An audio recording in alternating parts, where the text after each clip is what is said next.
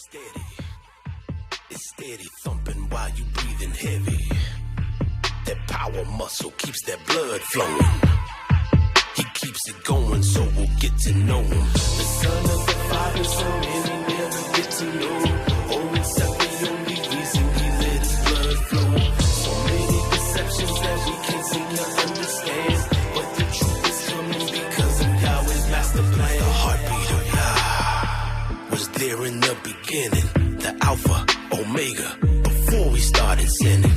He knew us, he formed us, he made us in his image. He synced his heartbeat to ours, and that's why we're still living. The struggle of this life has led us all astray like Cain. But with the choice to serve ourselves, who else can we blame? The two greatest laws are love for God and love for man. But by choosing self over both, we defy his commands. He's loving, he's patient, not willing we should suffer. Repentance, confession, in the name of our big brother. Protection, salvation is all the Father offers. Confusion and damnation is what's reserved for the scoffers. He wants a relationship with you, just let him near. Listen closely to this track, you hear him in your ear. The first beat you feel is an echo coming from his throne. The second one is the proof you're not living life alone. Just take that breath so that you can receive. His ruach is dripping, so just believe. That love of Yah will put you in the zone.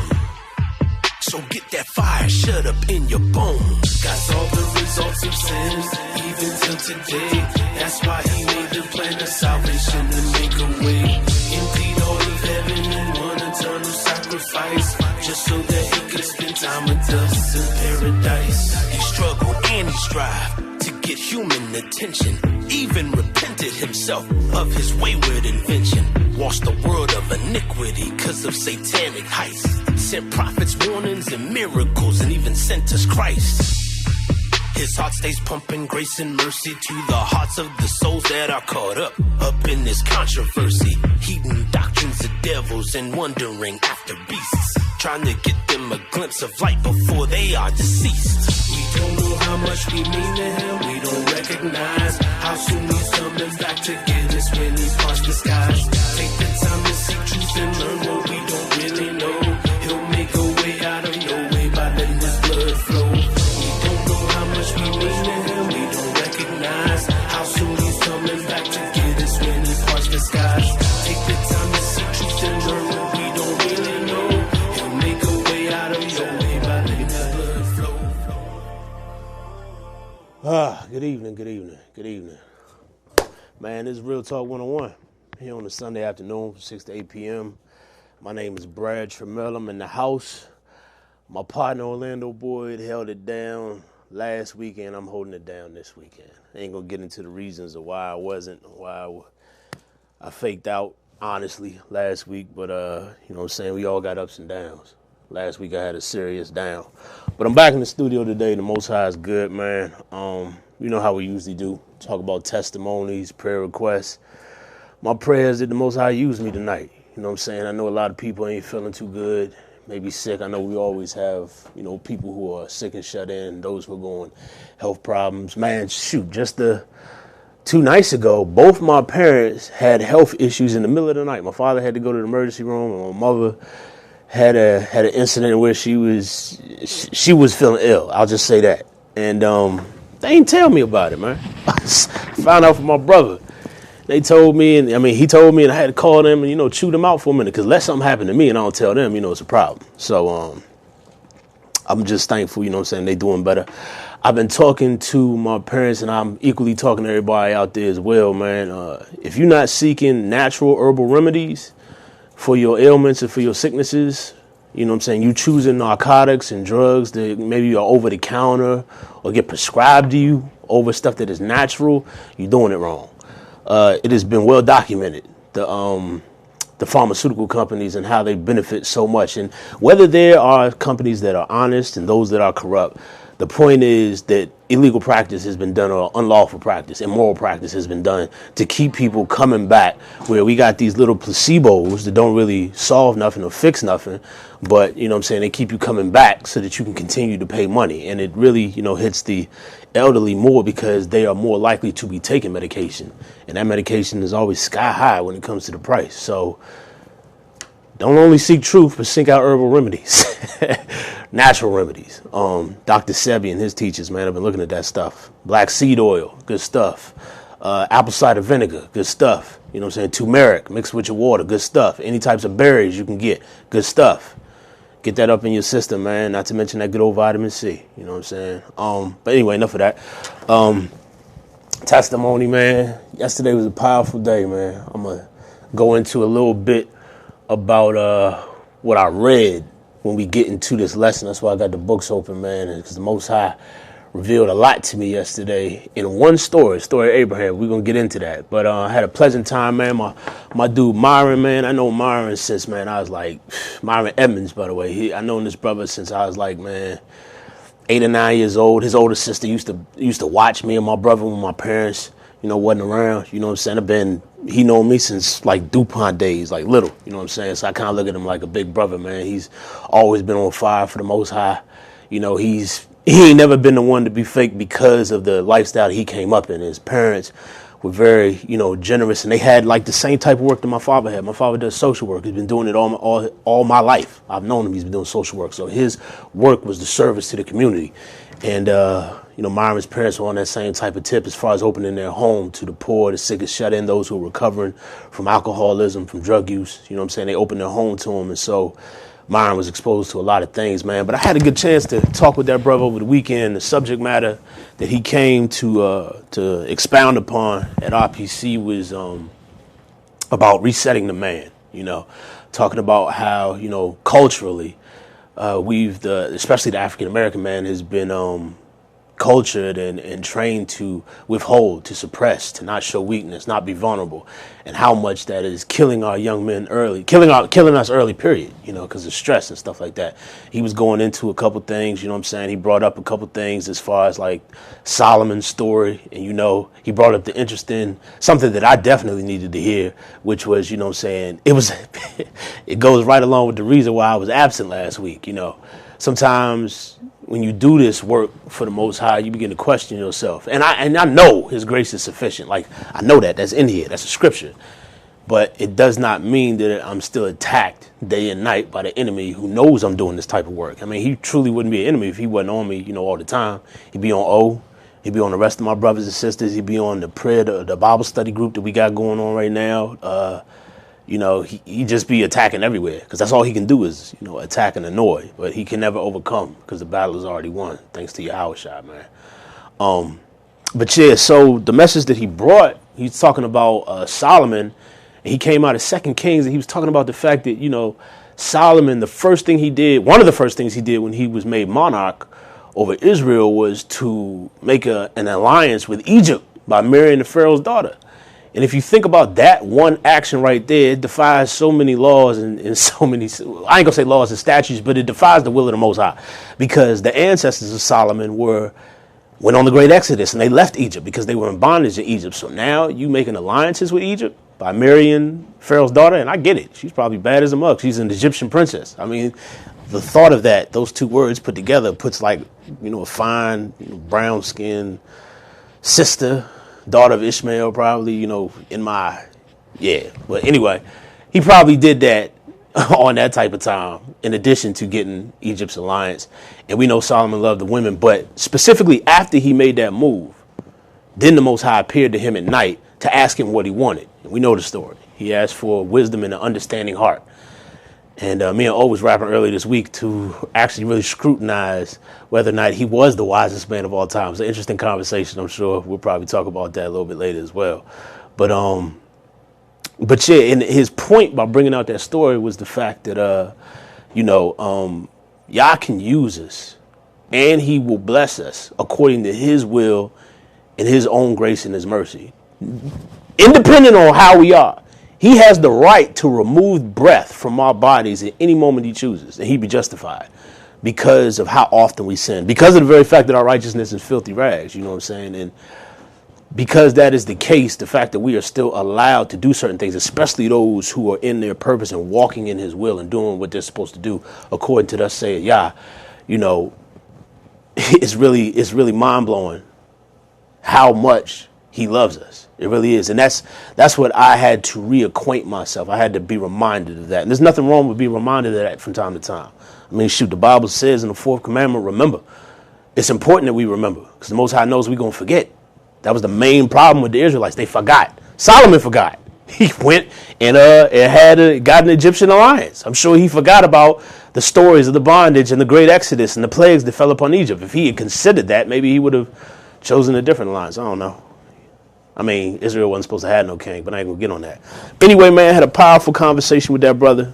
Also got encouraged by my man Darian Claxton and a couple other good brothers. King Baxter was rapping to them after listening to Myron, man, and we are motivated to go deeper in an accountability group amongst ourselves as far as like the things we struggle with, because accountability is a strong tool against addiction. When other brothers can be accountable, like Myron brought the example, the fact he's in a chat or a group with other pastors and they check on one another when they go out of town, especially when they're alone, because they know brothers who are alone can get into some trouble. And I mean, that's understandable. So that type of accountability, you know, I got that joint with my partners here, you know, but we can always go deeper. We can always extend that a little bit more. It's just about reluctance because we want to do what we want to do sometimes. That's just it's real talk. But had a pleasant day, man. Great day. I was moving so much in the spirit, especially after the morning that I had, man, that, I didn't eat yesterday from like the morning all the way up to like 3, 4 o'clock. And I wasn't hungry. I was just drinking water and just having conversations and moving and just, I asked for the Ruach to be with me in the morning. He was truly with me, man. Because anytime my hunger gets suppressed like that, and it's like a unplanned fast, and I'm doing the Most High's work, and I'm having conversations to try to get the Most High's name and his character out there, man. So that's what happened yesterday. Pleasant day. But in the morning, and that's what I'm going to rap to y'all about. I don't know how long I'm going to take. O could take 4 hours if he wants, because that's my man. When he gets going, I know he's watching, he's listening. When he gets going, he can go. I'm only going to give you what the Most High give me, then I'm going to shut up. That's how I be. You can ask anybody. I don't never say something unless he give me something to say, especially when it has to do with him and his will. So we're going to dig in. Let's go ahead and have a word of prayer. Most High Hashem, thank you for this opportunity. Thank you for assembling this opportunity for myself for so long. Towards the end of this year, we'll be ceasing here and moving to another spot. Thank you for that opportunity. Thank you for the many blessings and mercies that you showed upon me and my family this weekend, including my mother getting honored this morning for being Teacher of the Year, especially in arts. That's what it was when I found out when I got this. So I thank you for that. Thank you for honoring her. Thank you for keeping our families in good health. And I just pray right now for your Holy Ruach to possess me and use me as I go over this material. Let it be your voice that people hear, not mine. May I decrease so that you increase always. Thank you for hearing and answering my prayers. I ask that you would be with my brothers and sisters and bless them and forgive them according to your knowledge of them. That should cover everything. I ask that you would continue to be with this studio, be with Reg and Stan as he runs the boards. He's doing the toy drive, And thank you for this opportunity. Thank you for giving them the heart to serve and to help people who are a little bit less fortunate, because that's one of the things that you commanded and you asked for us to do in your word, is to look after the poor, the widows, the orphans, take care of them, because life is certainly rough for all of us, but not as rough as it is for others. So thank you for that. Continue to bless the studio, all the hosts that come in and out of here. Continue to be with them and their families and bless them and keep them. And thank you for telling me what my purpose is and let me walk in it. Let's get to work. Your son Yeshua's name I pray. Amen. Let me walk through something real quick, man. This year has been a very engaging and enlightening year. And at the beginning of the year, I had a mindset that was having trouble letting go of things that I had believed all my life. Very difficult. It's always difficult. That's not an easy task for somebody to do. But gradually, surely, and slowly and consistency, the Most High just kept putting out information. It was information I wasn't necessarily, especially in the beginning, I wasn't looking for it. He was bringing it to me. He was putting it in my face. It's like somebody putting a well-done steak right in front of me, and I'm starving, and I'm acting like I don't see it. He just kept putting the information in front of me, so I had to eat. And when I started eating, I started getting filled. And the stuff I started getting filled with was convicting. It's like that good feeling when you know you're satisfied. I was getting conviction because holes were being filled. Links were being put back together. Things that were broken. Questions that I had in my mind were being answered. Like, we've talked about many times on this show, finding out what the name of the Lord was. Or what happened and why the words, the Lord and God, were actually put in the word. And who took out the name of the Most High without his permission. In order to maintain consistency and reduce confusion was the reason for doing that. Well, it was stated. But in reality, what it has done is cause a massive disconnect between people and the Most High Yah that they claim to know. Now, yes, there is relationship, but how well do you know somebody if you don't know their name? That's my question. And you think about it now. I mean, you could look at me, attend and watch this show every Sunday from 6 to 8. Be like, that's that dude. What's his name? I don't know. It's that dude. They don't even know my name. And I guess the biggest thing that always struck out in my mind is that we always separated the true Elohim, God, with a capital G in front of his name versus a lowercase g, when in actuality, there is no other God. So the fact that the name God should only be used for the true and living God, and there should be nothing else that's considered a God, because it's not.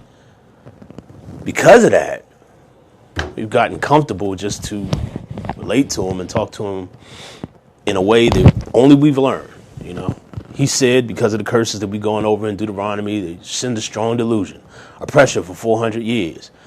He would be sending us laws and statutes that we should not keep because of the abominations of the fathers and the transgressions, which is really all the time. That's what happened during the whole consistent trek of Israel. The fathers would mess up, and then children will be facing the repercussions of bad decisions and idolatry and teetering back and forth and not sticking with the Most High, then sticking with the Most High.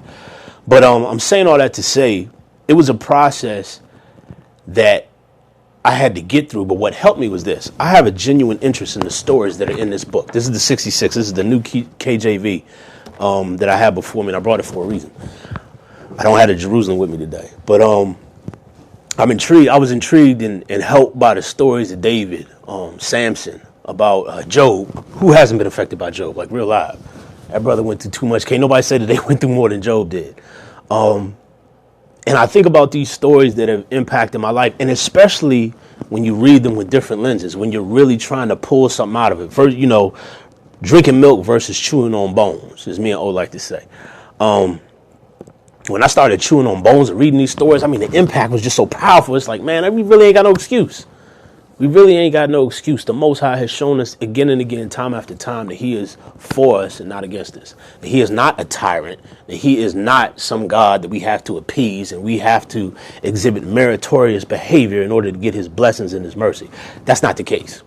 But in church, in the structure, in the organization, in the hierarchy of church, which we all know where started, it is implied that we have to be good in order to be blessed.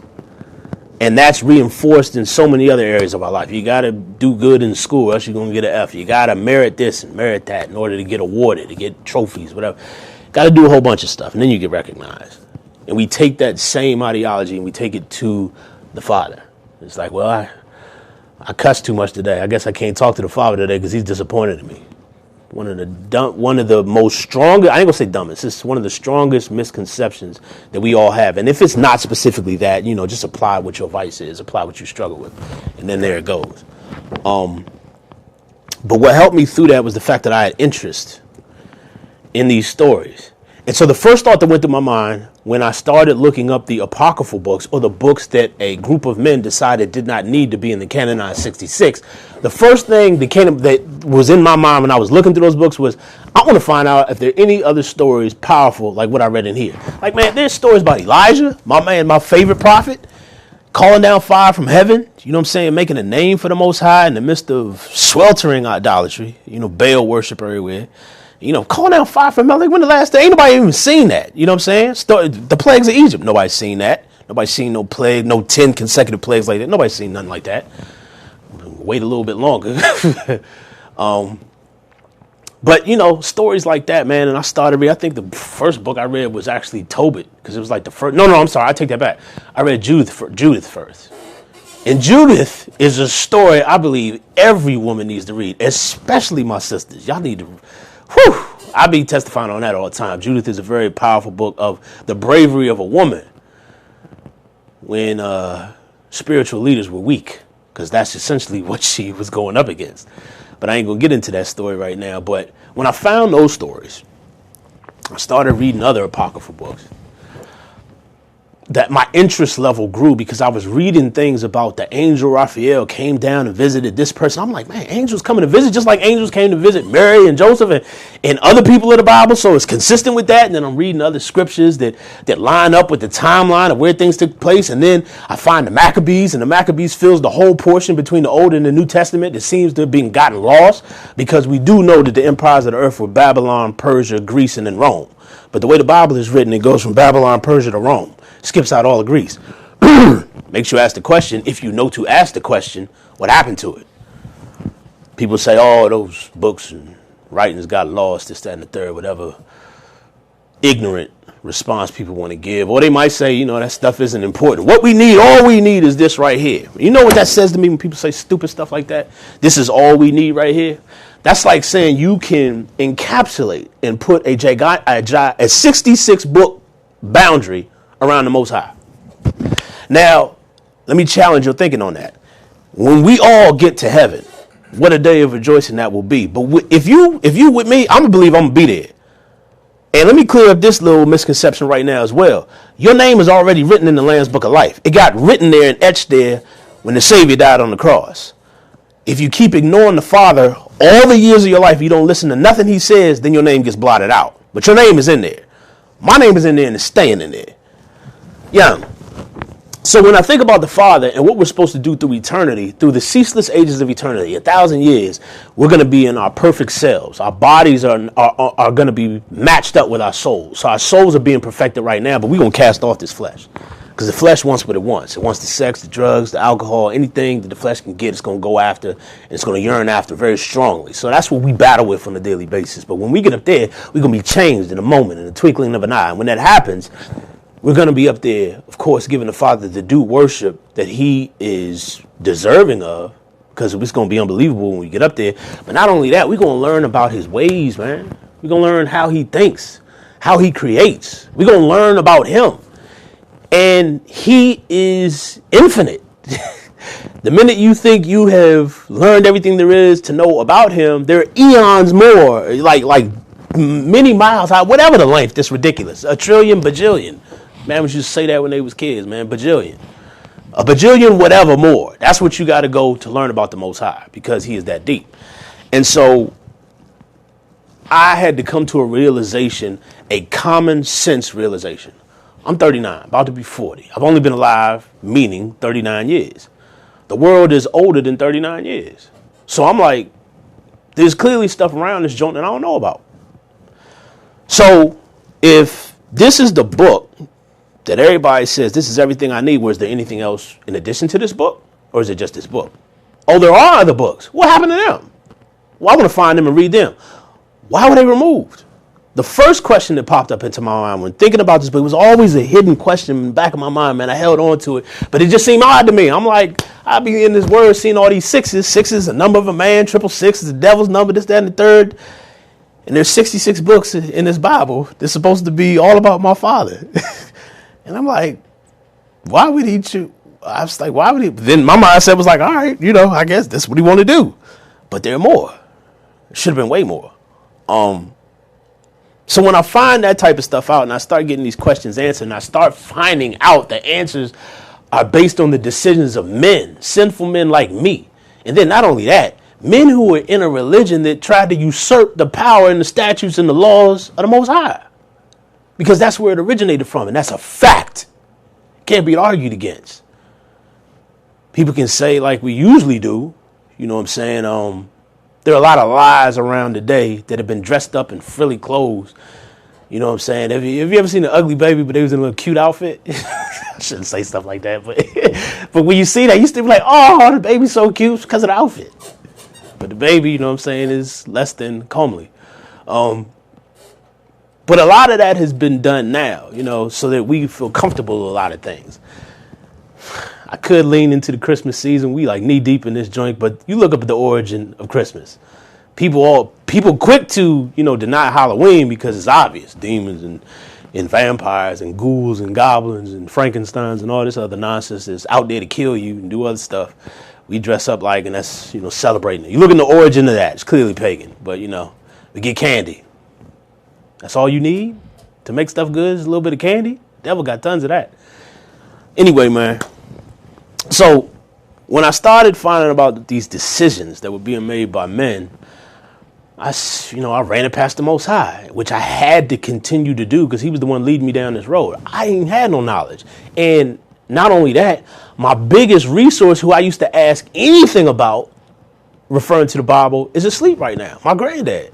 I used to always either call him or go to his house. That was a resource that I exhausted, especially when I had questions about the word.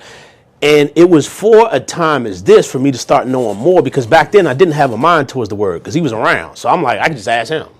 You know, I really wasn't reading like that. I started, but I ain't nowhere. I ain't where I am now. I'm a bajillion steps from where I was. All praise to the Most High. But when that happened, man, I would talk to him about, the different stories. But, when he went to sleep, I didn't have a resource like that no more. So it forced me to look for myself.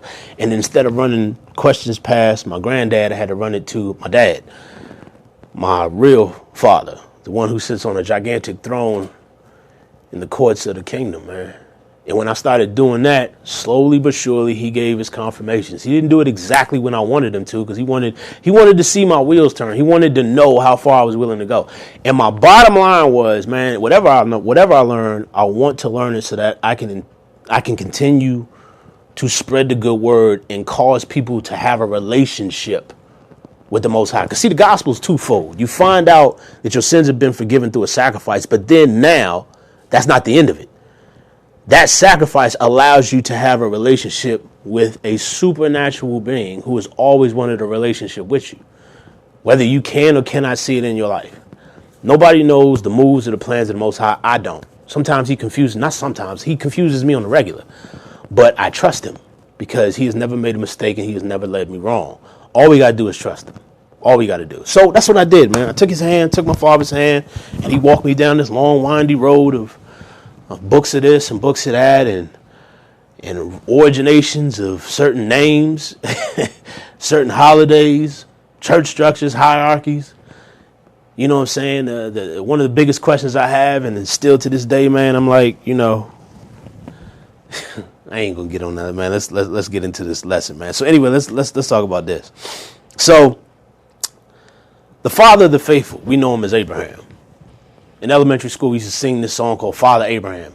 I would sing it not knowing who Abraham was. Father Abraham had many sons. Many sons had Father Abraham. I am one of them, but so are you. So let's all praise the Lord. Right arm, left arm, and we would do this little energetic step to the jump. You know what I'm saying? If you came up in Adventist elementary school, you probably heard the jump too. You know what I'm saying? It was a fun song, especially for kids. And the song was called Father Abraham, but I didn't know much about him. Came to, through studies, find out about him in the book of Genesis. Father of the faithful, called to go out to a land where he didn't know where he was going, just trusted. One of the famous things I can recall about Abraham is the fact that, he believed God and they accounted it to him for righteousness. He accounted it to him for righteousness. He lied a couple times when he went to the Egyptians and other places about Sarah being his wife. About being his sister. And in truth be told, it was his stepsister. So he was telling a half lie, but it was also his wife. A lot of people don't know that. They say, Abraham lied, said Sarah was his sister. It was his half sister. That was his stepsister. He's different mothers, same father. So, I'm reading about the stories of Abraham, and then if I call this right, he had Isaac, his biggest thing. I'm trying to get to this point. He had Isaac. Isaac was promised to him in his old age, way old age. I think Sarah was like 90 when she had that joker. And Abraham was 100, if I'm not mistaken. We're going to read about it. So if I'm wrong, text me and I correct myself. I know I got my Bible searches out there. But yeah, man, when he had Isaac, he had Ishmael first because of his wife had lost a little bit of faith. She knew that she was supposed to have a child of her old age, but I can imagine, going through menopause, you're 90 years old. The womb is what the womb is, And I'm sure she was like, this is impossible. Even God can't do this. So she, in a moment of weakness, she told Abraham, her husband, to mess around with her Egyptian slave girl. To which he willfully said, I shall. And he messed around and Ishmael came out. Then there was turmoil in the camp. Sarah got jealous. Got jealous of the fact that her decision wrought the affection and love to another woman and a son that wasn't hers. It's amazing she couldn't see that coming. And she tried to blame Abraham for it. I was writing about that this morning. She tried to lean on him and say, how come you listened to me and brought this hell up on my head and all this stuff? Abraham was like, you the one told me it was cool. That's why, fellas, we always got to use our minds when it comes to that, man. Run everything past the Most High. Yes, the women are a helpmeet. They can give good advice. Their minds work differently than ours. They process information differently than we do. But whatever comes out, run it past the Most High, because he's going to ultimately give the yay and nay and then make a decision. But after you run it past him, this is the safest thing you can do, man. I remember I was talking to my man Sullivan Phillips, shout out to him, about a couple years ago. He's like, man, I pray over everything. My wife gets sick of it sometimes. He just said it just like that. He's like, she's not really sick of it, but she knows that when she brings me anything, I tell her, I was like, look, it's the only way I can make sure I ain't making the wrong move. And he got a family. He got kids. And I respected that because he's like, it's the only way I can make sure I'm not making the wrong move is by running everything past the Most High. And that's what he says he does. So we should do likewise, man, in everything. Get to know him, run decisions past him. And if it's your father, man, you shouldn't have no problem kicking with him and running stuff past him. He knows what's going on in your mind and heart anyhow, so you might as well talk to him about it. So we cleared that out. Where we at? Ishmael, Hagar gets sent away. Ishmael, of course, becomes a great nation. But I found out, reading this book that I'm going to read today, that Ishmael came back and forth. He wasn't gone permanently, like we sometimes get the picture in this book. But I wanted to come to a specific story in the Bible regarding Abraham, and I believe it's the one he's most famous for, which is the sacrificing of his son Isaac. This is the child of promise. This is the one he said, the Most High came to him several times. I'm going to make a great nation out of you, as the stars of the skies, the sands of the sea. If anybody can number them, then they'll be able to number your seed pretty much. You're going to be deep. You're going to roll through the earth. And through your seed, every nation of the earth shall be blessed. That's why we got, black people everywhere, man. Mixing with other nations, and I mean, anything you mix around with, the good old Hebrew, man, something beautiful pops out, man. It seems like it's always like that. At least what I've seen. So, I mean, the prophecy was true. We see the results as such. But then shortly after that, Most High said he was going to test them. Now I'm going to read the account in Genesis chapter 22. So if you're with me, you got your word open, your regular word, go to Genesis chapter 22, because that's where we're going to start. And we're just going to walk through this real quick to show that there's information in these lost books that can help fill in holes. And I also want to make this disclaimer before we jump in it. I want you to read and hear this information as if it were true. Open up your mind. Do not put up the barriers like, oh, this brother talking about some devilish witchcraft. Have I used the devil's name yet? Have I done anything like that? I'm coming out of a word. Y'all know why we here. We a million shows deep. We ain't on that type of time. So just take the second to tear down your wall, pull down your curtain, and expose your mind to something different. And do like I said in the front part of this show. Run it past the Most High. Say, is he lying to me? Just offer up the prayer. Simple prayer I pray is, Most High, if this ain't for me, if this is nonsense, or if it's a lie, remove it from my mind. Or tell me I need to close the book, anything. Because I ain't trying to fill my head up with that which cannot help me, especially in these last days. So I advise you to do the same. And as I read, let your heart decide, man. Let the Holy Spirit, the Ruach, move on your heart. Make a decision. So this is what we're going to do. We're going to run through this, and then we're going to get up out of here. So Genesis chapter 22. Abraham's faith confirmed. Again, we're going into the sacrifice of Isaac and the whole process. We're going to read what it says in the regular KJV, and then we're going to read what's going on in the book of Jasher. So if you have the book of Jasher, you can put it up on your phone ahead of time. Or if you actually got this book, I know a couple people do, the Ultimate Apocrypha, go ahead and turn over to chapter 23 in the book of Jasher, which is on page 199 of my book. I know a couple people got the same book, 199. What does the word say in the King James? Chapter 22, verse 1. Now it came to pass after these things that God, I'm going to read it just like it say. Then God tested Abraham and said to him, Abraham. And he said, here I am. Then he said, take now your son, your only son Isaac, whom you love, and go to the land of Moriah and offer him there as a burnt offering on one of the mountains which I shall tell you. So Abraham rose early in the morning and saddled his donkey and took 2 of his young men with him and Isaac his son, and he split the wood for the burnt offering. A couple things I want you to take note of. Most High knew that Abraham loved him. He told him where to go. In verse 3, it says that Abraham rode up early and took 2 of his young men. Remember that. Matter of fact, underline it, because I'm going to tell you who those young men were, since we don't get it in here. And arose and went to the place which God had told him. Then on the 3rd day, Abraham lifted his eyes and saw the place afar off. Note that verse. That's verse 4. Then on the 3rd day, Abraham lifted his eyes and saw the place afar off. Matter of fact, underline that in your regular word. Remember these verses, verse 3 and 4, underline them. And Abraham said to his young men, stay here with the donkey. The lad and I will go yonder and worship, and we will come back to you. So Abraham took the wood of the burnt offering and laid it on Isaac his son, and he took the fire in his hand and a knife, and the 2 of them went together. Go ahead and highlight and underline verse 6, because just underline it. I'll be getting excited, man. I want to jump there already. But Isaac spoke to Abraham his father and said, my father. And he said, here I am, my son. Then he said, look, the fire, the wood, but where is the lamb for a burnt offering? And Abraham said, my son, God will provide for himself the lamb for a burnt offering. So the 2 of them went together. So this is the way this is plotting out, is that they were still on their trek towards the top of the mountain, because they continued on after this question was asked. So I want you to see this unfolding.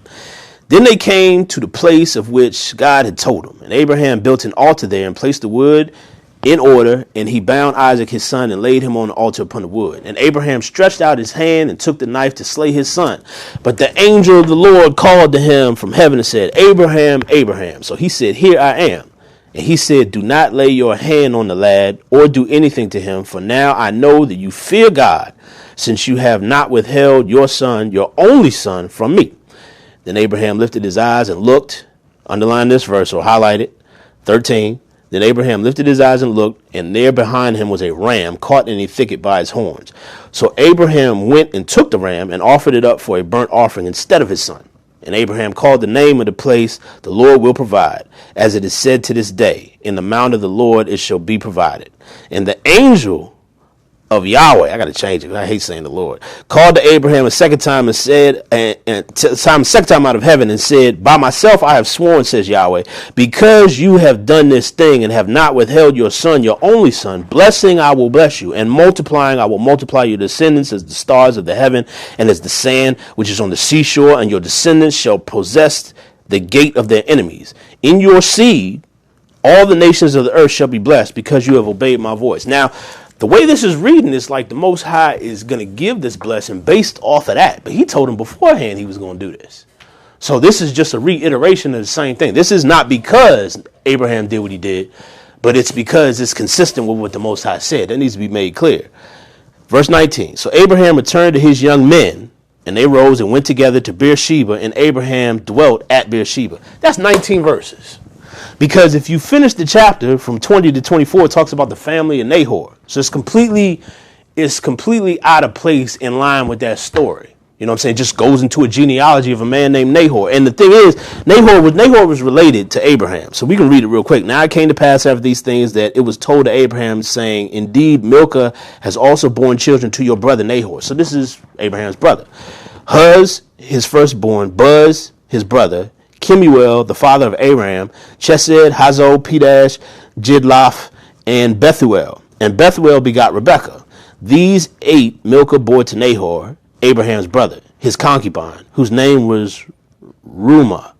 also bore Tabah, Gaham, Thahash, and Masha. So, going into that genealogy, Abraham's brother had some kids, but 19, from 1 to 19, we talk about this little trek, which is very serious, that Abraham took with his son Isaac to go sacrifice him for the Most High. And then, also, I need to read this too. The first verse of chapter 23. Sarah lived 127 years. These were the years of the life of Sarah.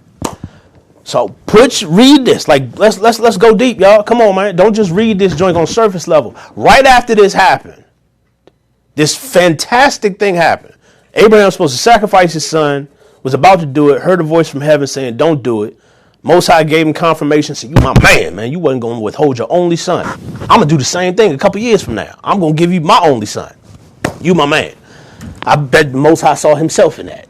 So he said, man, I'm going to bless you. I'm going to just bless the mess out of you because of that. Then after that's over, they find a ram, they offer the sacrifice, and then they dip. Got genealogy of his brother, and you got the death of his wife. So if you take out that genealogy of his brother, then you essentially have, after this fantastic thing that happens with Isaac about to be sacrificed and then a ram being put into place, they go back home and Sarah dies. That's horrible. After this happens, Isaac, and Sarah, had she known, this book says had she known, she wouldn't have let Isaac go. You know what I'm saying? So that had to be even rougher because Isaac, when he knew he was about to be sacrificed, I'm sure he was like, man, I ain't even get to say nothing about mother. I ain't even get to tell him I'm not going to see my mother no more. So imagine him getting back, his mother's dead. That's a mess, man. I wouldn't want that type of work. So it leaves a lot to the imagination because you're like, man, that's kind of sinister. I mean, that's unfortunate. Let me say that word. It's not sinister. It's unfortunate. So that's the story as we have it. Now, before I get into that same story in the book of Jasher, chapter 23, I want to remind you of this. This book of Jasher and the book of Jubilees and other books predate what's going on here, predate the formation of the entire canonized 66 books of the Bible. So this information was the foundation of this information. Because when you hear me read this story in Jasher, what you just heard out of Genesis 22 was the extremely summarized version of the full story. Now, you can say, well, how you know that's real? How you going to believe that? It's a different account. How you know any of that's real? That is the mindset of someone really ready to discount anything that's not coming out of there. And what did we just talk about in the beginning? I'm not saying that somebody's doing it right now, but I want to meet the argument before it's made. The Most High cannot be contained. There's information that has been tampered with, that has been corrupted. Think to yourself, if the enemy was really out here and he knew that the way of salvation was getting to know the Father and the very information was written down in books, wouldn't it cross your mind if you being the arch enemy and smarter than any human being that you would change the words up? That would be the least that you would do. So it's not far-fetched that the devil has tampered around with this information. So that's why when people make that argument, it's like, nah, this is it. It's like, man, this has been tampered with. Everything's been tampered with. That's why it is necessary to run everything past the Most High in everything. Because he knows men have lied. He knows how we are. He knows our nature. But I do want to say this. This story in Jasher, same account, is elaborated on. It's going to fill a whole lot of holes. You may ask yourself the question, how is it that there's a more elaborate version? What comes to mind now, has been drilled into my head for years, is the issue with the four Gospels. You got Matthew, Mark, Luke, and John. And all four of them dudes give a different account of everything that happened. Some brothers leave certain acts of some miraculous acts out, and others keep them in there. The question can then be asked, well, which ones did he do? All of them should have been saying the same thing. Well, there's a lot of hearsay. Remember, he was popular. So the stories of renown of what he did went around. And I'm sure everybody's heard, if somebody says one sentence in one person's ear and they tell about 3 or 4, 5 or 6 other people and it comes back to the originator, the story's changed up. Ain't never going to be the same way they spit it, man. So the same type of thing is evident when I'm about to read this book. In my eyes, that's how I'm seeing it. I'm telling you where I'm at. So say a prayer. We about to go in. Chapter 23, book of Jasher. At the time, this is the same story. Now, let's line this joint up, man, because there's only 19 verses in here. It says, now it came to pass, this is 22 verse 1 of Genesis. It says, now it came to pass after these things that Yah tested Abraham and said to him, Abraham. And he said, here I am. That's the first verse. What does the first verse here say? It says, at the time the word of Yahweh came to Abraham, and he said unto him, Abraham, and he said, here I am. Same verse. We starting this thing off synchronized. Chapter 22 of Genesis, verse 1. Chapter 23 of Jasher, verse 1. Same thing. Let's continue. Verse 2. And he said to him, take now thy son, thy only son, whom thou lovest, even Isaac, and go to the land of Moriah, and offer him therefore a burnt offering upon one of the mountains which shall be shown to thee. And there wilt thou see a cloud, and give glory to Yahweh. Verse 2 and 22 of Genesis. Then he said, take now your son, your only son Isaac, whom you love, and go to the land of Moriah, and offer him there as a burnt offering on one of the mountains of which I shall tell you. I wish Damon was in this joint, because I'd be like, young, is it the same thing? He'd be like, yeah. My man would be right there. Same thing. First two verses. Let's continue. 23. And Abraham said within himself, how shall I separate my son Isaac from Sarah, his mother, in order to bring him up for a burnt offering before Yahweh? That's a real question. That's a question that a man would ask if he knew he had to kill the only son, especially, you know how mothers and sons, my mother loved me. I'm going to tell you that right now. Mothers and sons got a bond just like fathers and daughters got a bond. They got a bond. So his first thing goes to my mind. His mind is like, how am I going to do this and not tell Sarah about this? She'll lose her mind if she finds out. Let's continue reading. Verse 4, chapter 23 of Jasher. And Abraham came into the tent. He sat before Sarah, his wife, and he spoke these words to her. My son Isaac is grown up, and he has not for some time studied the service of his Elohim. Now tomorrow I will go and bring him to Shem. Yes, Shem, the son of Noah, and Eber, his son. And there he will learn the ways of Yahweh, for they will teach him to know Yahweh, as well as to know that when he prayeth continually before Yahweh, he will answer him. Therefore, he will know the way of serving Yahweh, his Elohim. That is the conversation that transpired when Abraham was rationalizing himself. After the Most High had already told him where to go, what he was supposed to do. Now he's going to talk to his wife. After those same two synchronized verses in both books, the third verse in Genesis says, so Abraham rose early in the morning and saddled his donkey and took two of his young men with him and Isaac his son, and he split the wood for the burnt offering and arose and went to the place which Elohim had told him. So Yah told him, he just up and left. He didn't tell Sarah nothing. He just dipped. That's what that's telling me, if you're reading it. And I want you to understand something. I'm not coming after this. If it were not for this, I wouldn't have an interest for this. This is the foundation of this. My point in all this is telling you that there is more, and it deserves to be researched. Now, I will give the excuse that I used to give back in the day. My grandfather's alive. I can just ask him. Or that's going to require more work, and I got too much stuff to do. I got my own job. I got my family. I got all these different things moving around. I ain't got time to sit around and read extra books that ain't a part of the 66 that my pastor told me is all I need to get into the kingdom. I don't need to do all that. That type of deception, we die for lack of knowledge. Oh, say that joint all the time on here, man. Lack of knowledge, we die. So let's learn something tonight. Had this conversation with his wife. Verse 5. Hold on. Verse 6. This is Sarah's response. We don't get that. Remember, right here, Abraham's up and out. And Abraham and Sarah said, thou hast spoken well. Go, my Lord, and do unto him as thou hast said. But remove him not a great distance from me, neither let him remain here too long, for my soul is bound within his soul. And Abraham said unto Sarah, let us pray to Yahweh our Elohim, that he may do with us, do good with us. And Sarah took her son Isaac, and he abode all that night with her, and she kissed and embraced him and gave him instructions until the morning. I want you to peep what's going on here, bro. You got a mother considering the words of her husband, trusting him with the life of the son that she had when she was 90. Now, if my mother loved me, she had me when she was 20-something. You know how much more special Isaac is, because he is a direct answer to prayer that she didn't believe in. So she really don't want this brother to go nowhere. She want him to always be around. He's a true mama's boy. She's like, don't let him out of my sight.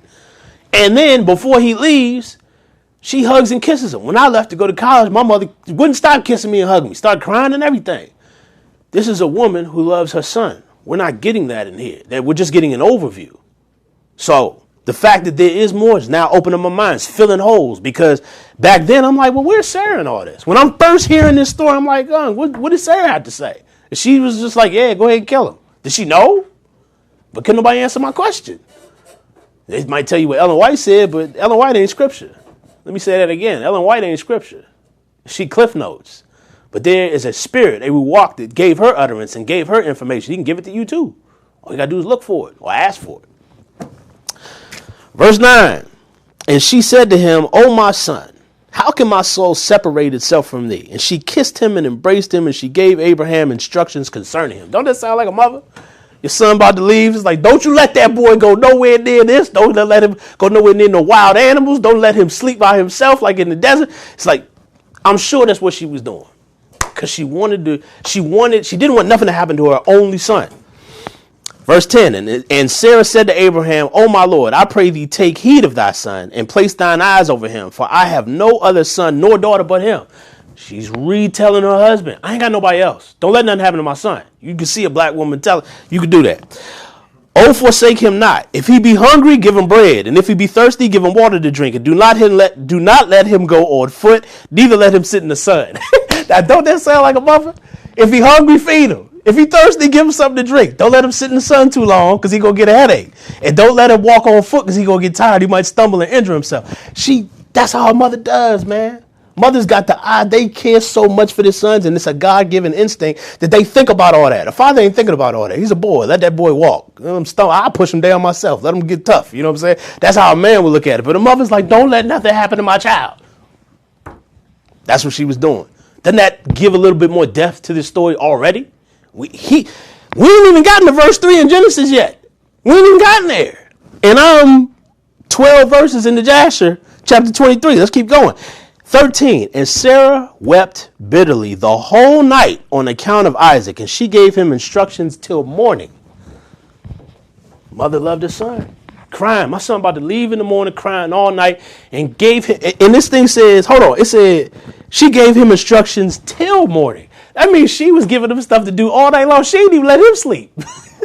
At least that's what I like to think. Maybe the brother got a little bit of shut eye, but it's just like she was talking to him, you know, she was nitpicking. 14, in the morning, Sarah selected a very fine, beautiful garment for those garments which she had in the house that Abimelech had given to her. Abimelech is the king of the Philistines. And if you know a little bit about Abraham and your history, Abraham dwelt in the land of the Philistines for a portion of time. He didn't stay there, but he dwelt there. And the reason why Abimelech gave Sarah any type of expensive anything is because the same thing that happened to Egypt with Abraham and Sarah happened in the Philistine area, to where they were going into Philistia, and Abraham was like, young, if anybody come up to you, tell them you my sister. So again, another king, first it was the Pharaoh, now it's Abimelech, was like, yeah, she fine, bring her here. And he started giving her all these gifts, and the next thing you know what happened, the angel of the Most High came down, started striking the whole land of the Philistines, because on account that this man's wife, the chosen man, Abraham, had his wife in the presence of another man who wanted to get with her because of a lie. And so the same thing happened, man. They get out of there. But that's just, quick little notes. If you do some studying, you find out a lot more. Verse 15, and she dressed Isaac, her son, therewith, and she put a turban on his head. Made him look nice. And then she enclosed a precious stone in the top of the turban, and she gave them provision for the road. And they went forth. And Isaac went with his father Abraham, and some of their servants accompanied them to see them off the road. So they had people following them out there to see them off. Now, I remember watching Indiana Jones back in the day. I can't remember. I think it was the Temple of Doom. And they had this rich kid. He was like a sultan or whatever. He lived like deep in the jungle of like India or something like that. You know what I'm saying? He lived in the Temple of Dagon Doom. And he had this gigantic ruby in the middle of his turban. So when I read that, that's what I thought of. I was like, oh yeah, putting the jewel in the middle of the turban. That's something I seen, intrigued me. Interesting. I marked that joint up. I was like, okay, that's interesting to me. Continue to go. 16. And Sarah went out with them, and she accompanied them upon the road to see them off. And they said to her, return to the tent. They had to tell his mother to turn around and go home. You know how if you going off to college, your mother going to stand by the mailbox till your car is out of sight before she going back in the house. So Sarah was going to stand there and wait till the camels were out of sight before she was going to go back to the tent. They tried to tell her to go back to the tent. I wouldn't have done that, because you might incur the wrath of Sarah if that happened. But, I'm going off story. So 17. And when Sarah heard these words of her son Isaac, she wept bitter. Oh, Isaac told her that. I'm sorry. Isaac told her to go back to the tent. She made his mother cry right before he dipped. That ain't nice. And Abraham, her husband, wept with her, and their son wept with them a great weeping. Also, those who went with them wept greatly too. Everybody crying. Isaac ain't never left the tent, man. Everybody crying. Sad day. And Sarah caught hold of her son Isaac, and she held him in her arms, and she embraced him, and continued to weep with him. And Sarah said, who knoweth if after this day I shall ever see thee again? Remember that question. Because according to Genesis, she never saw him again, and it was abrupt. He had the whole sacrificial incident happen. When he got home, his mother was dead. Let's see what happens. But in this filling in, this is like adding depth for humanity. And when we read these stories in the Word, we got to put ourselves in these situations. There's got to be humanity in there. The fact that may lack it may cause that disconnect. Because those people are not always searching truly with all their heart, with all their mind. Didn't the Most High say that in his word? He said, if you seek me with everything you are, you're going to find me. Everybody don't seek like that. So if they read this story, they might be like, oh, man, Sarah ain't even say nothing about Isaac going to get sacrificed. Man, this joint ain't real. Close the book. Whop. In other situations like that, because they don't see the real in it. They don't see the humanity in it. I'm giving that to you right now through the book of Jasher. Let's keep reading. Verse 20, and Abraham went with his son to bring him up as an offering before Yahweh as he commanded him. And Abraham took 2 of his young men with him. Finally, we're at verse 3 of chapter 22 in Genesis. Let's read what this say. This is chapter 21 in Jasher, chapter 23. And Abraham took 2 of his sons men with him, Ishmael, the son of Hagar, and Eleazar, his servant. And they went together with him, and whilst they were walking in the road, the young men spoke these words to themselves. Hold fast. The 2 men that was with Abraham and Isaac wasn't just two jokers off the street. It wasn't just 2, you know what I'm saying? It was his son, his other son, Ishmael, and Eleazar, his top servant. The one who ran the errand to Sodom to go rap the lot. That Eleazar. So he didn't just have 2 of his dudes. He had his son, his oldest son, and his main servant with him. And they said something to each other. Let's see what they said. And Ishmael said to Eleazar, now my father is going with Isaac to bring him up for a burnt offering to Yahweh as he commanded him. Ishmael knew what was about to happen. Now when he returneth, he will give unto me all that he possesses to inherit after him, for I am his firstborn. Ishmael had ambition. He said, oh, he about to take out my little brother, who I know everything's supposed to go to. So if I roll, when he kills him, he's surely going to give me all of his possessions, because Abraham was rich. So if I had a rich daddy, of course, I'd want all his possessions myself. So that's why he went to make sure things went according to his plan. Okay. So we see where Ishmael coming from. 24. And Eleazar answered Ishmael and said, surely Abraham did cast thee away with thy mother. Oh, Eleazar came with the heat. He was like, bro, he told you to get out with your moms. You ain't getting nothing. And swear that thou shouldst not inherit anything of all he possesses, and to whom he will give all that he has, and whom will he give all that he has? With all his treasures, but unto me his servant, who has been faithful in his house, who has served him night and day, has done all that he desired me. To me will he bequeath at his death all that he possesses. Eleazar on that same type of time too. He's like, man, he ain't gonna give it to you. I'm going, because I know he's gonna give it to me, because I'm his number one man. I'm his Jeffrey. I think Will Smith, Fresh Prince of Bel-Air. Jeffrey was that dude, man. I love Jeffrey on that show, man. He gave good advice at times. You know, people were struggling on the show. I love that show, man. It was a good show. Fresh Prince of Bel-Air, 80s baby. What you know? Let's continue. 25. And whilst Abraham was proceeding with his son Isaac along the road, Satan came and appeared to Abraham in the figure of a very aged man, humble and contrite spirit. And he approached Abraham and said to him, art thou silly or brutish, that thou goest to do this thing this day to thine only son? Devil knew what was going to go down. And the devil came as an aged man to Abraham, who was also aged, because, you know, aged men have a respect amongst them because they both aged. So they must be having wisdom. So he came to him in an acceptable form that Abraham would receive. This is another aged man. I'm an aged man. He probably got some wisdom or something to say. He said it to him. Let's not lose track of where we are in Genesis now. Then on the 3rd day, Abraham lifted his eyes and saw the place afar off. So From when they left, we're skipping the entire journey. Now, 3 days have gone past. Abraham looking up, he sees the mountain. But more is happening in this journey that we don't have anything about until now in Jasher. For Yah gave thee, so 26, for Yah gave thee a son in thy latter days in thy old age, and wilt thou go and slaughter him in this day because he committed no violence, and wilt thou cause the soul of thine only son to perish from the earth? This is the question Satan is asking Abraham. Dost thou not know and understand that this thing cannot be from Yahweh? For Yahweh cannot do unto man such evil upon the earth to say to him, go slaughter thy child. 28. Because Abraham had a relationship with the Father. He had talked to him. He knew him. He knew what his command was. Because Abraham had a solid, unshakable relationship with the Most High, verse 28 says, and Abraham heard this and knew that it was the word of Satan who endeavored to draw him aside from the way of Yahweh. But Abraham would not hearken to the voice of Satan, and Abraham rebuked him so that he went away. Now, I want to stop right there, because the real thing about this is every time the Most High gives you something to do, the devil's always going to try to stop you. That's why this is real to me. You can make up whatever excuse you want, whether this is real or fake to you. But if you have truly gotten orders from the Most High, the devil's going to be right there. He knows all about your orders. He's going to try to stop you. And you're going to have to make a choice. It started in the garden.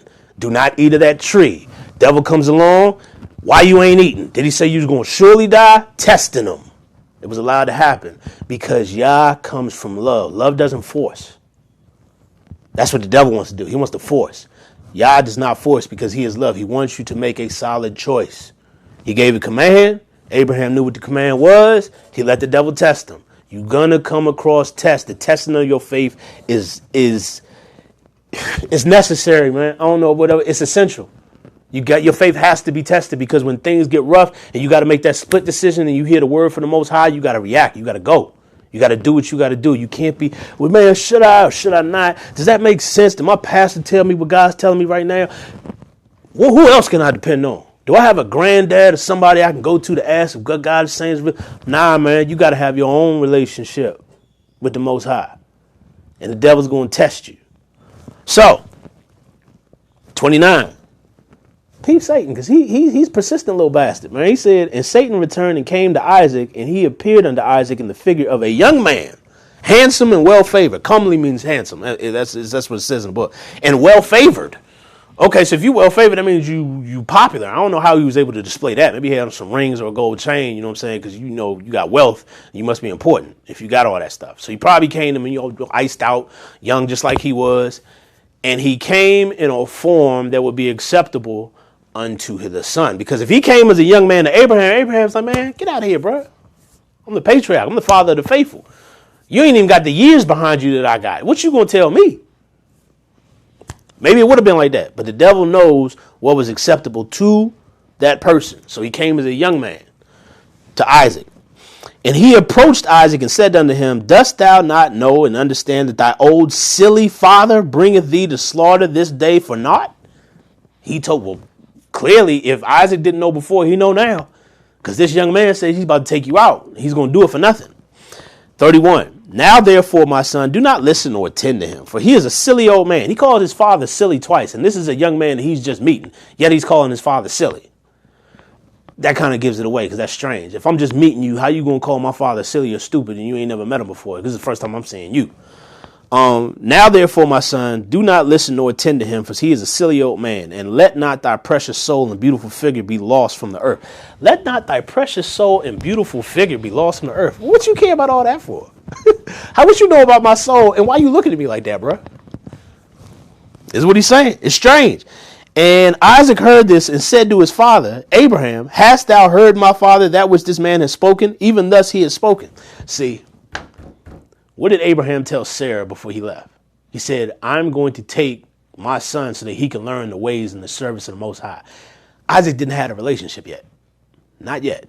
But what was about to happen was very pivotal in his spiritual growth, and he needed to experience and see it. Because right now, you see, he didn't ask the Most High what was going on. He asked Abraham, his father, because he knew his father had a connection. That's like me going to my granddad when he was still here, asking him any questions about the Bible, because I know he got a connection, but I ain't got one yet. So it's like, when he asked him that, let's see what Abraham said. And Abraham answered his son Isaac and said to him, take heed of him and do not listen to his words, nor attend to him, for he is Satan, endeavoring to draw us aside this day from the commands of Elohim. Abraham knew what it was, gave it straight to his son.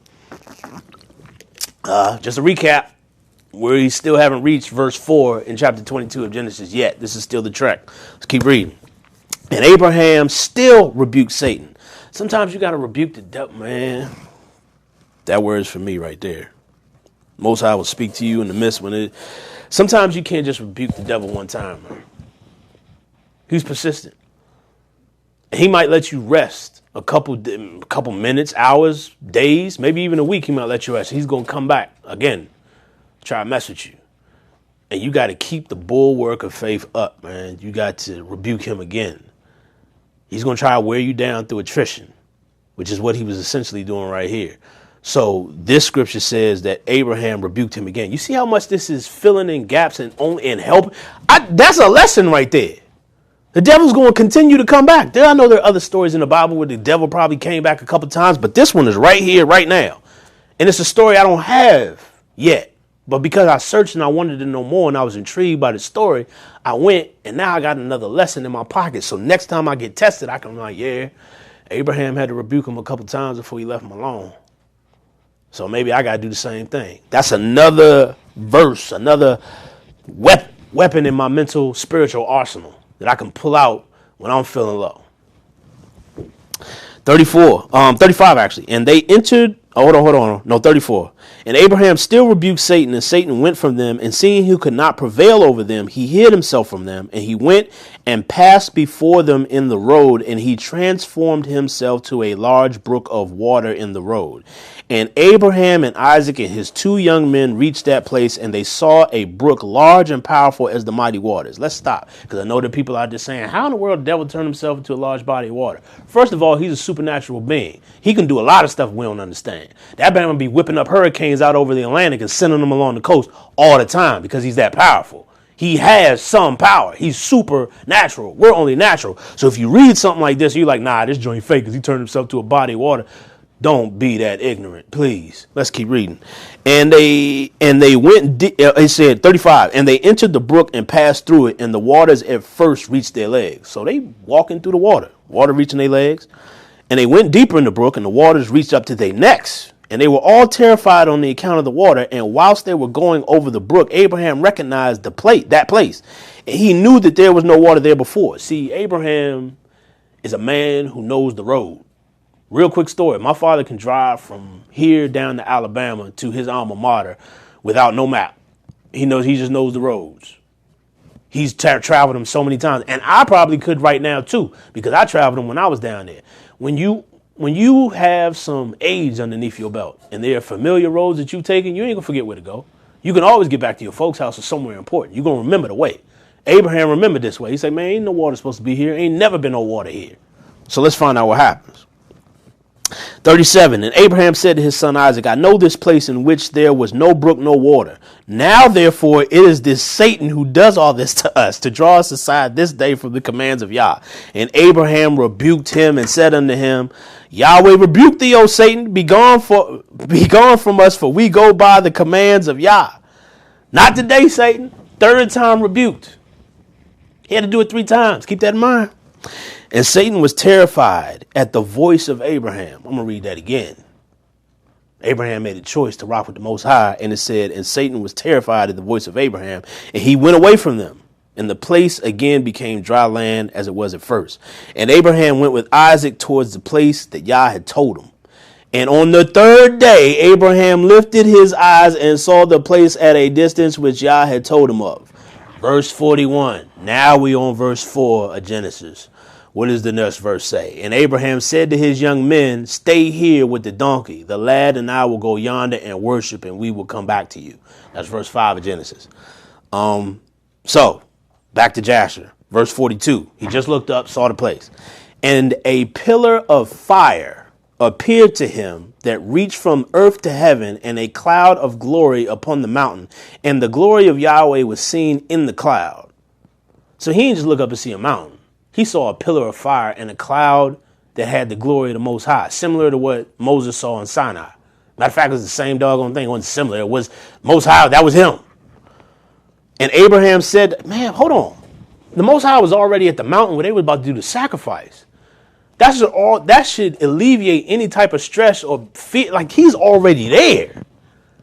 It's not like he's just going to some barren place to sacrifice. It's like the Most High's presence is already there, so ain't nothing going to go wrong. That's probably what gave Abraham the courage to be like, if I do slay my son, it's going to be all right, because he can bring the presence of the Most High right on the mountain. He can bring him back if he want. Filling in holes. That's all I'm doing. That's just my mind going. If your mind going a different direction, cool. But, that's where mine going. And where we at? And Isaac said, and Abraham said to Isaac, my son, dost thou see in that mountain which we perceive at a distance, that which I can see upon it? And Isaac answered and said to his father, and I see, and lo, a pillar of fire and a cloud, and the glory of Yahweh is seen upon the cloud. So Isaac and Abraham could both see the same thing. All right, let's keep going. And Abraham knew that his son Isaac was accepted before Yahweh for a burnt offering by the fact that he could see this. That's amazing. That's amazing. I mean, I don't even know how to break that down any more than that. When he saw the fire, Isaac saw it too. And because he saw the same thing that he saw, because what he's looking at has to be so incredible. It's like, man, have you ever seen something? I see the fire chick one time. My man was with me, and brothers send each other some signals. We ain't like, man, do you see? We ain't that hot. I just stepped on my dude's shoulder. I was like, do you see this youngin' walking? He was like, he hit me big. He's like, bruh. That's all he said. He saw it too. And we saw the same thing. Side story, but that's what I think about when I'm reading this part. And 46, and Abraham said unto Eliezer and unto Ishmael his son, do you also see that which we see upon the mountain, which is at a distance? And they answered and said, we see nothing more than like the other mountains of the earth. And Abraham knew that they were not accepted before Yahweh to go with them. And Abraham said to them, abide ye here with the ass. Abide ye here, not with the donkey. Abide ye here with the ass, while I and Isaac my son will go yonder mount and worship there before Yahweh, and then return to you. Now we're caught up with verse 5. Verse 5 says, Abraham said to the young men, stay here, I'm going to go. Verse 6, so Abraham took the wood and burnt off, and the fire in his hand, and then they rode. So let's see how far we got to go to catch up to that. And Eliezer and Ishmael remained in that place as Abraham had commanded. And Abraham took wood for a burnt offering and placed it upon his son Isaac. And he took the fire and the knife, and they both went to that place. It's like the same doggone verse. Verse 49 of Jasher, chapter 23. And I'm making these comparisons for a reason, man, because people are going to say, that ain't real. That is. What's moving on your heart right now?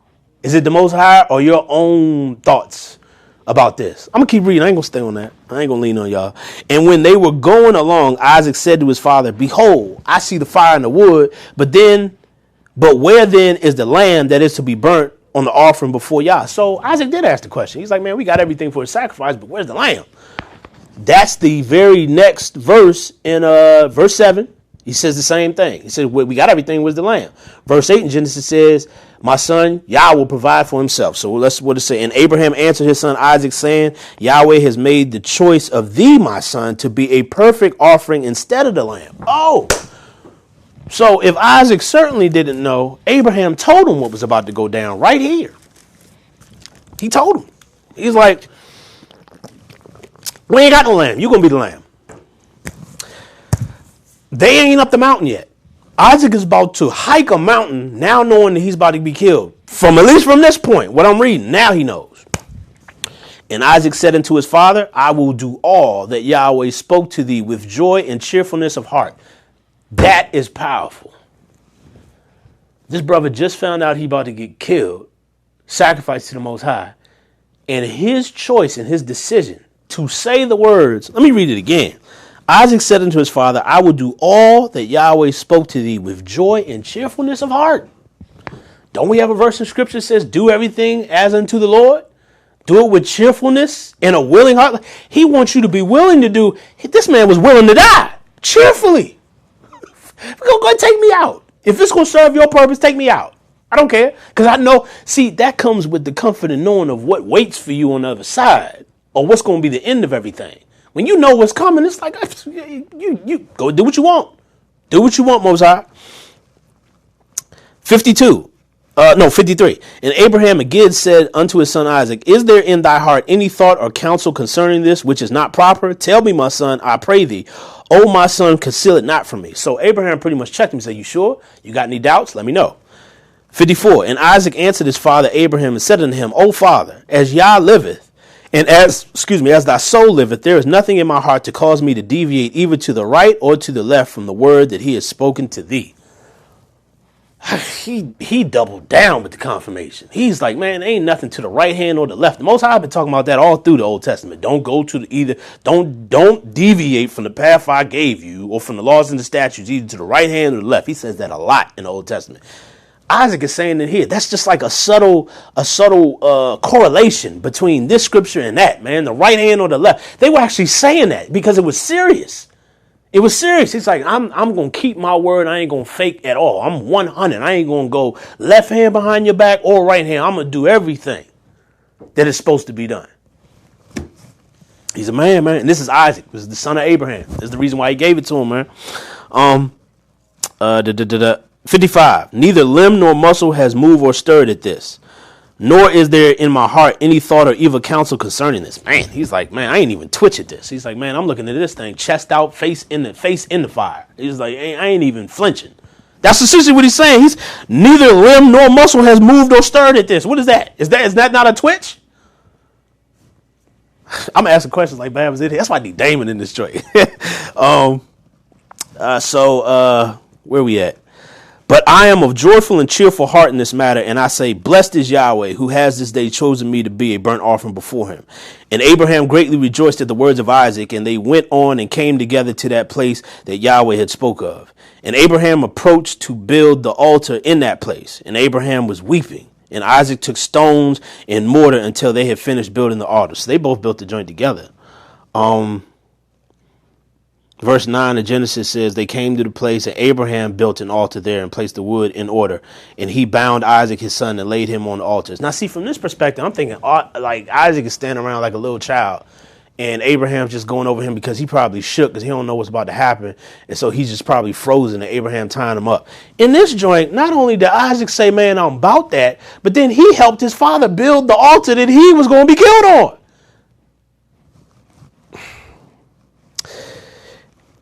And Abraham was crying during the whole time, which makes sense, man. That's that element of humanity. Ain't no father going to be about to kill their only son and not crying. I mean, fathers who have sons, you know, if you hearing this, I ain't got no son yet, but I imagine I'd love my son if I had one.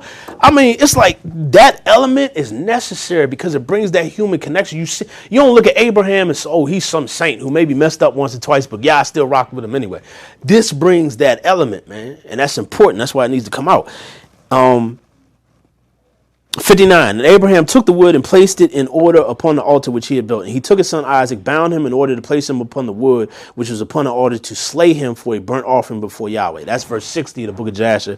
And that is synonymous with verse 9 of Genesis. But then verse 10 talks about when he stretched out his hand to kill him, and then the angel of the Lord said something. So those are the next two verses. He put him on the altar, put his hand up, then he heard the voice. So let's see what happens in between that, and that's what we find.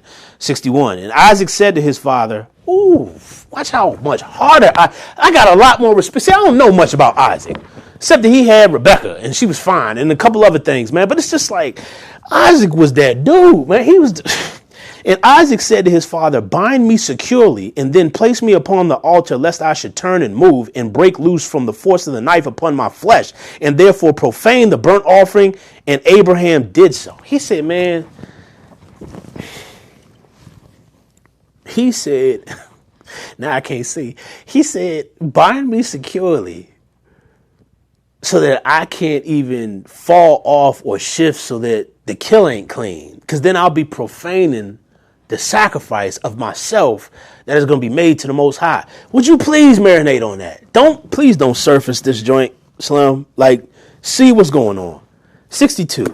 And Isaac still said to his father, O my father, when thou shalt have slain me and burnt me for an offering, take with thee that which shall remain of my ashes and bring to Sarah my mother and say to her, this is the sweet smelling savor of Isaac. Mercy. And do not tell her this if she should sit near a well or upon any high place, lest she should cast her soul after me and die. Hold on, because I got my highlighters. Just y'all see my book if you can.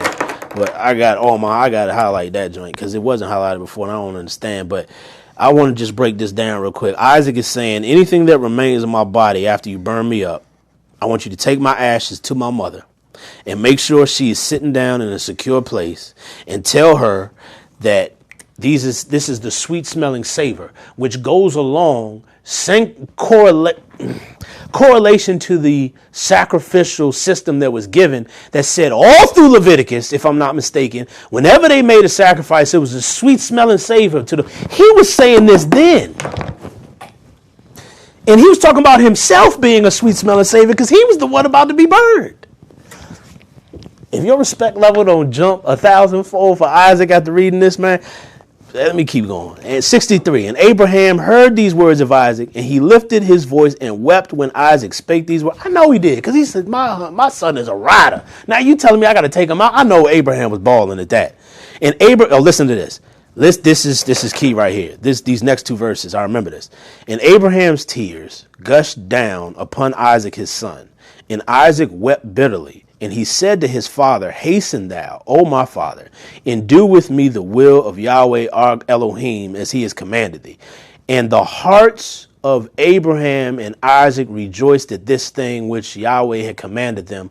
But the eye wept bitterly whilst the heart rejoiced. That's verse 64, Book of Jasher, chapter 23. If you have that, if you have it on your phone, maybe like screenshot that for right now. It's going to become, I'm going to make another point to that later. But the fact that the hearts of Abraham and Isaac rejoiced in this bitter moment. Their eyes were crying, but their hearts were rejoicing.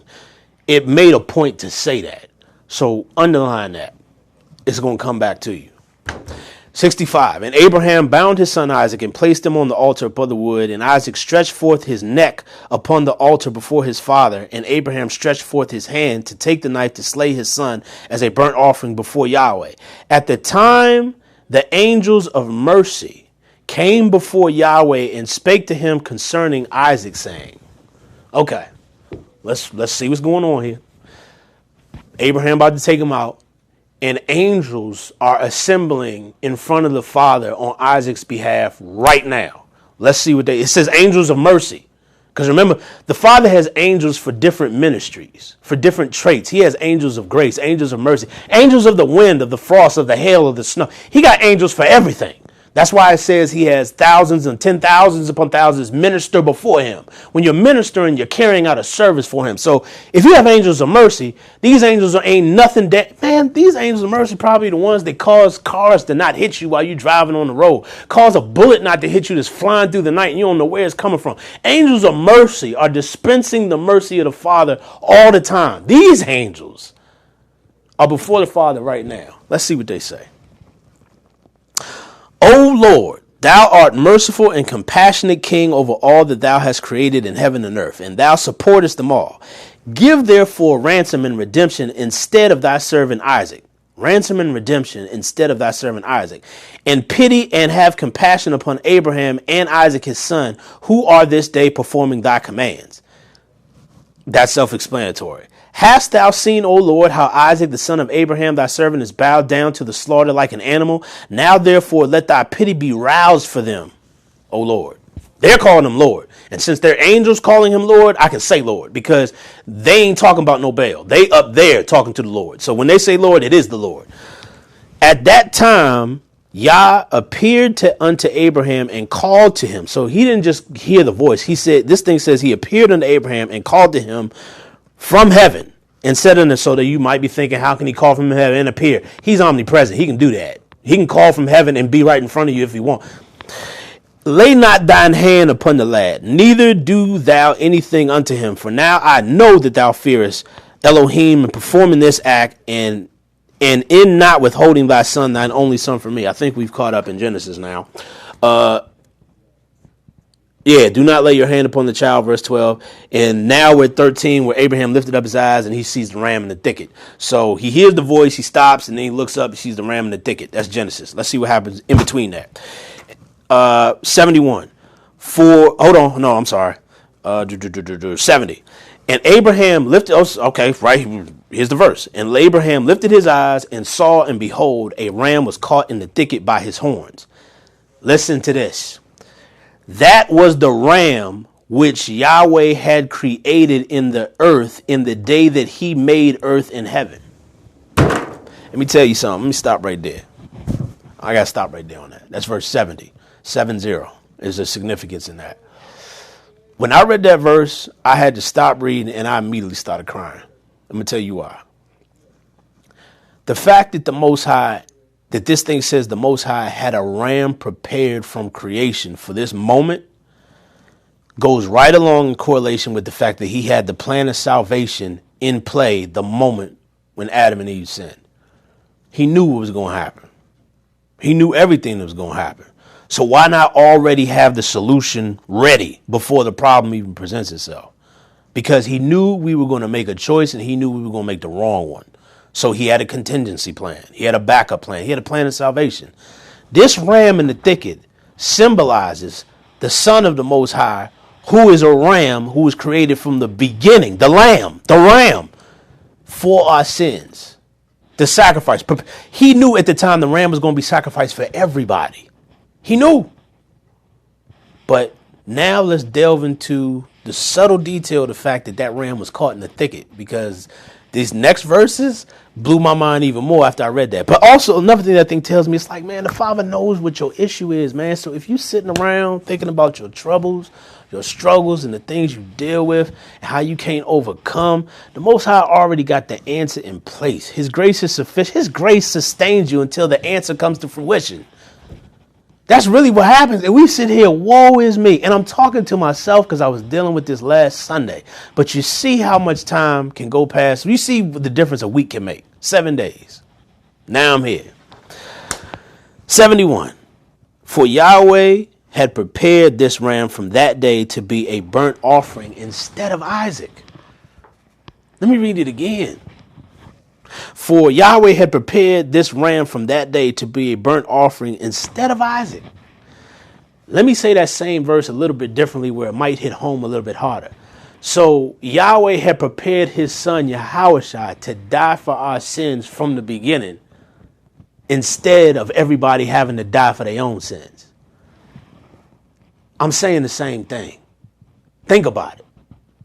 The answer was already prepared before the problem presented itself. Because the Most High is in flipping control. And what this verse did to me beyond anything else, it pulled me out of that pit I was in. That's why I started crying, because now I ain't got no excuse. It's one thing when you don't know. But when you know and then you don't believe,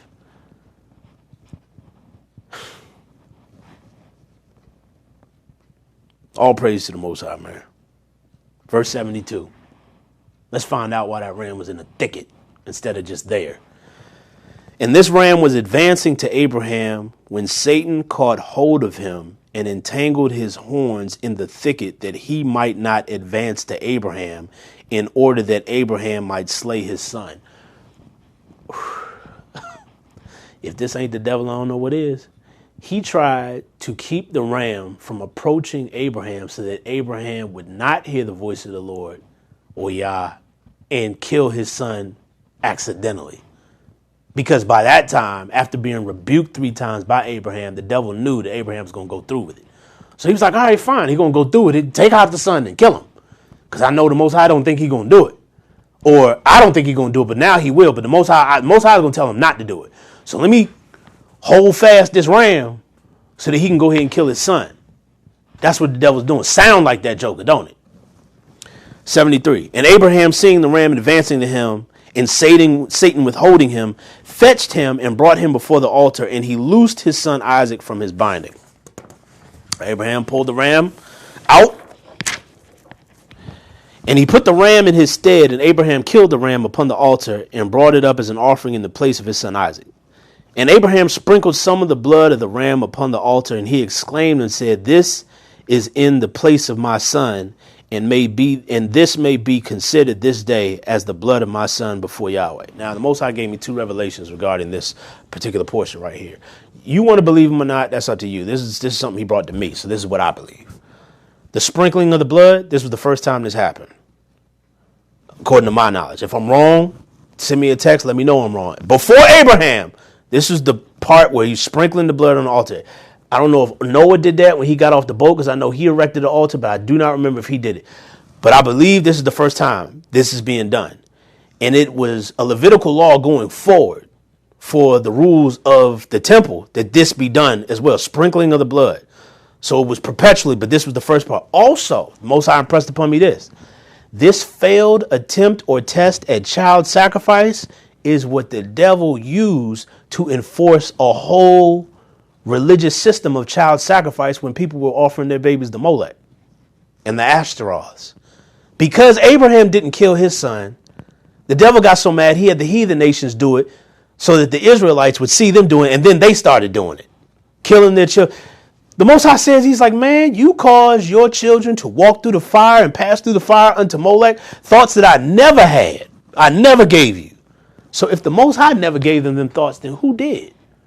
And the devil can't create nothing, so where did he get the thought? Let your wheels turn. Like I said, this is what I believe. I ain't got no scriptural evidence to support that theory, but it's what I believe. 75. And all that Abraham did on this occasion by the altar, he would exclaim and say, this is in the room of my son. And may it this day be considered before Yahweh in the place of my son. And Abraham finished the whole of the service by the altar.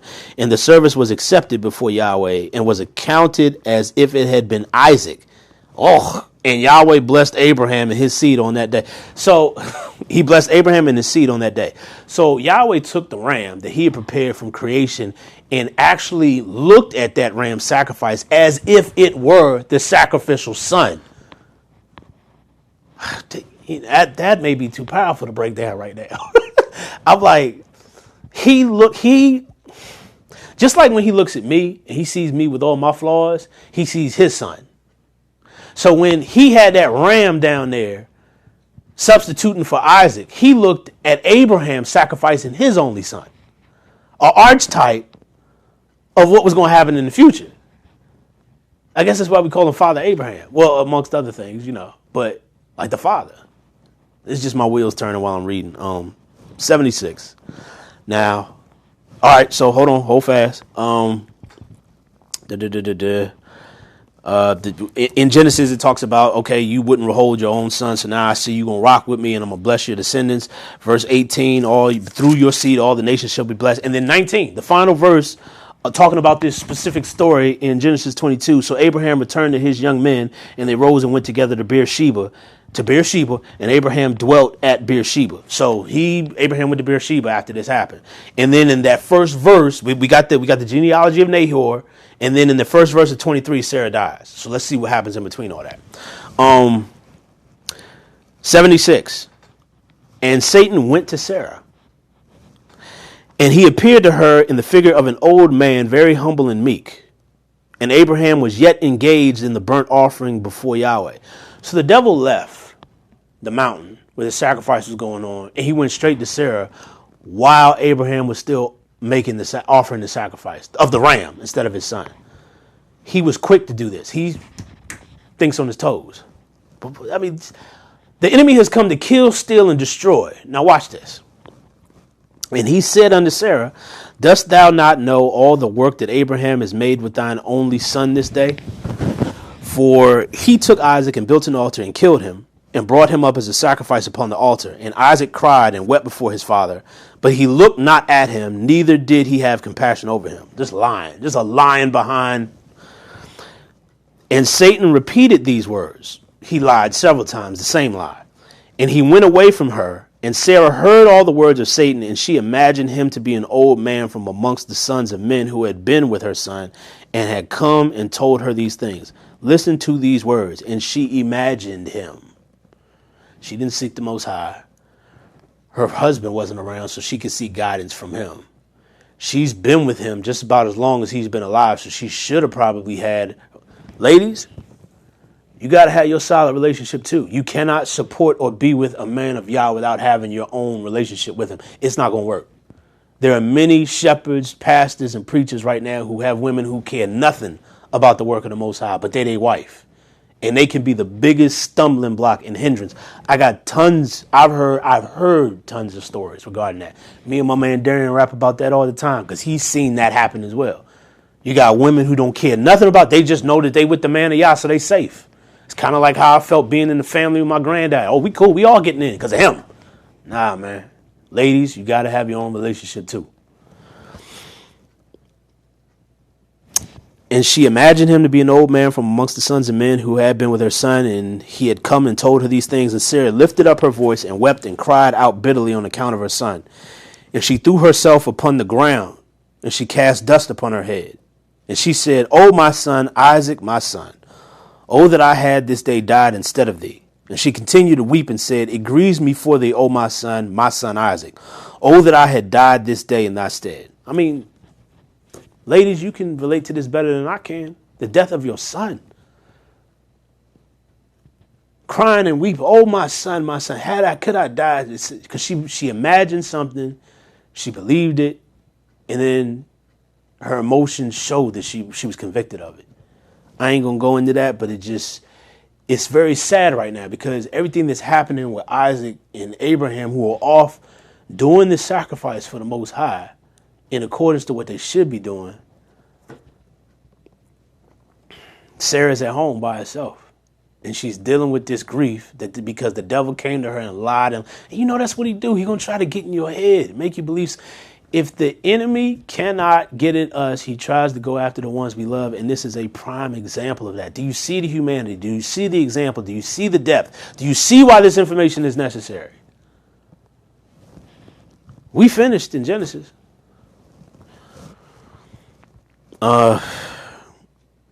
80. And she still continued to weep and said, "It grieves me for thee after that I have reared thee and have brought thee up. Now my joy is turned into mourning over thee. I that had a longing for thee and cried and prayed to Yah till I bare thee at 90 years old. And now hast thou served this day before the knife and the fire to be made an offering. But I console myself with thee, my son, in its being the word of Yah. For thou didst perform the command of thy Elohim. For who can transgress the word of our Elohim? In whose hands is the soul of every living creature." Come on, Sarah. Well, why ain't got that highlighted? It's about highlighted now. Sarah, even at the bottom of it, Sarah was like, "You know what? You was just doing what the Most High told you to do. And who can disobey his orders? Because he holds the power of the soul." She knew that if the Most High said that his life was to be taken, then he's straight.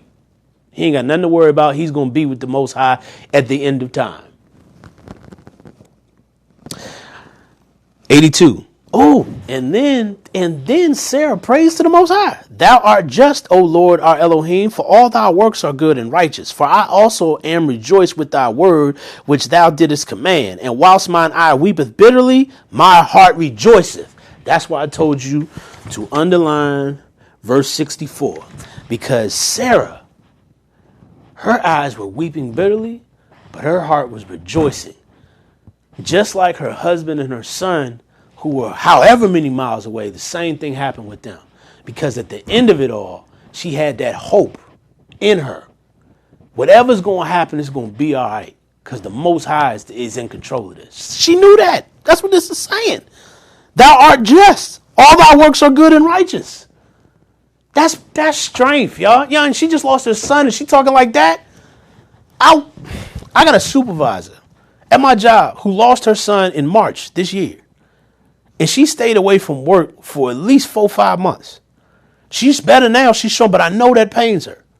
I gave her words of encouragement. I prayed for her. She's like my work mother. She's a black woman. She looks at me like her work son. We got a relationship. That's all I'm saying. And I felt bad for her when she was going through this. But to see this type, like she still has days where she remembers her son. Because she's told her, she's like, "It's a rough day for me. And that's all I need to hear." And she's like, "I'm staying home." She'll tell me and my team that. Because we got a relationship with her. So Sarah, in her bitterness, recognizes who Yah is and that his plans are perfect. 83. And Sarah laid her head upon the bosom of one of her handmaids, and she became still as a stone. So she was just resting. She was just taking in everything that happened. She's just resting with her handmaiden. And afterward, she rose up and went out, making inquiries till she came to Hebron. And she inquired of all those who she met walking in the road, and no one could tell her what happened to her son. So she still went out, to try to find more information. And she came with her maidservants and men servants to Kirjath Arba, which is Hebron. And she asked concerning her son, and she remained there while she sent some of her servants to seek where Abraham had gone with Isaac. They went to seek him in the house of Shem and Eber, because remember, that's where Abraham told them they were going, and they could not find them. And they sought throughout the land, and he was not there. And behold, Satan came to Sarah in the shape of an old man again, and he came and stood before her and said unto her, I spoke falsely unto thee. The devil is now saying that he told a lie to her. This is the devil saying, I lied to you. For Abraham did not kill his son, and he is not dead. And when she heard the word, her joy was so exceedingly violent on account of her son that her soul went out through joy, and she died and was gathered to her people. That's a serious verse. Let me tell you what the breakdown Most High gave to me. After Sarah got tested by the information being known to her that her son was dead, the Most High tested her in that news. Because remember, she's a matriarch. She's Abraham's wife. So she's the mother of the faithful. She was tested. At the end of it, she said that the Most High is gracious. He's right. He's righteous. He's just. Whatever he decides, that's what it's going to be. And I'm sure this is just my imagination. I'm sure the Most High was like, he told the devil, he was like, nah, go tell her the truth. Since you tested all my servants and they all proved you wrong, you are at shame. You're the one that's wrong. Go tell her the truth. He told her the truth. And in that, Sarah was allowed to be laid to rest, because it said that her joy returned to her so violently that her soul, what did it say? It says that her soul went out through joy, and she died happy that her son was alive. Now, I know her soul rested with the Most High. So it's like she went out on that note. Now, he decided to do that. That was the time for it to happen. And now we're caught up to Genesis chapter 23, verse 1, because right now it's saying that she died right here. And in 87, it says, and when Abraham had finished his service, he returned with his son Isaac to his young men, and they rose up and went together to Beersheba, and then they came home. And Abraham sought for Sarah and could not find her. And he made inquiries concerning her, and they said unto him, she went as far as Hebron to seek you both, but both where you had gone. For thus she was informed. And Abraham and Isaac went to her to Hebron. And when they found that she was dead, they lifted up their voices and wept bitterly over her. And Isaac fell upon his mother's face and wept over her. And he said, O my mother, how hast thou left me, and where hast thou gone? Oh, how hast thou left me? And Abraham and Isaac wept greatly, and all their servants wept with them on account of Sarah, and they mourned over her a great and heavy mourning. Now, I thought that was just a somber note to end it, but that's the end of the chapter, man. He came back. Mother was dead. I can't imagine, man. I really can't. That's just sad. Bless him. And when that happened, man, I read that, and it took a lot of wind out of my sails. It took a lot of wind out of my sails when that happened, but it gave me the depth that I was looking for. Because in Genesis, right after Sarah dies, that's when Abraham goes and consults with the sons of Heth to get the cave of Machpelah in the field that it rests on, so he can have a permanent burial place for him and all his line. So it's almost like you read that, and it's like, nigga, it's like, dude, you ain't even cry over your wife? Did Isaac cry over his wife? Because it don't say nothing about Isaac crying. It just said that Abraham went around his business as usual. And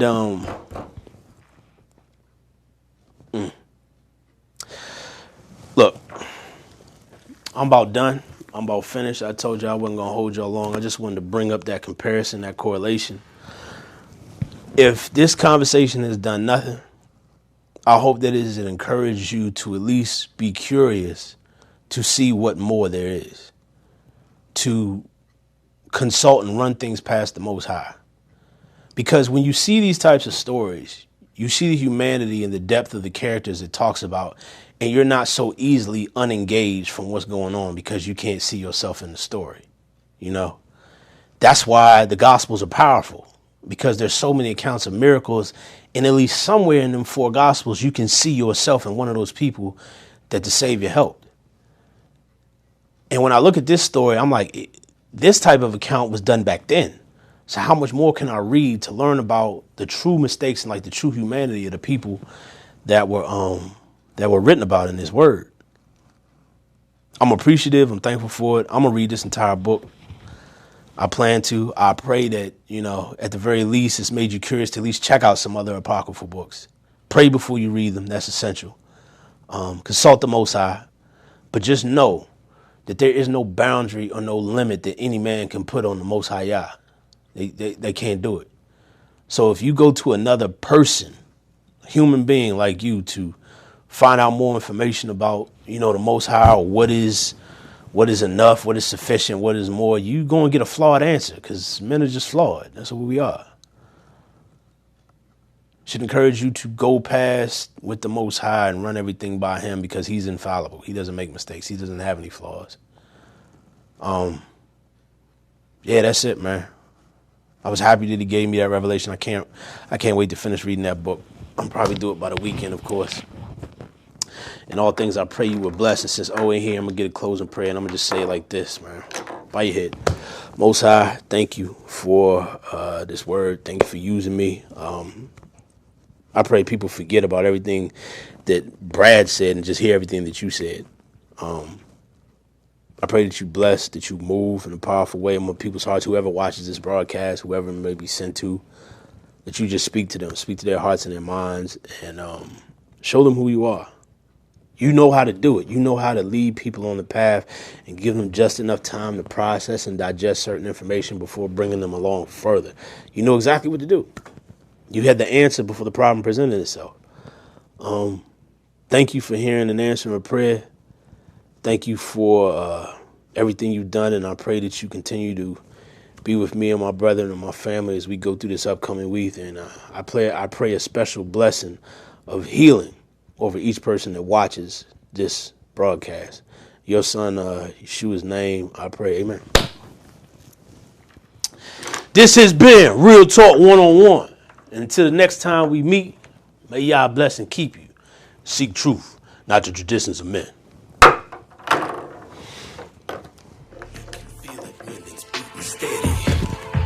Steady thumping while you breathing heavy. That power muscle keeps that blood flowing. He keeps it going, so we'll get to know him. The son of the father, so many never get to know him. Oh, except the only reason he let his blood flow. So many deceptions that we can't seem to understand. But the truth is coming because of Yahweh's master plan. The heartbeat of Yah was there in the beginning.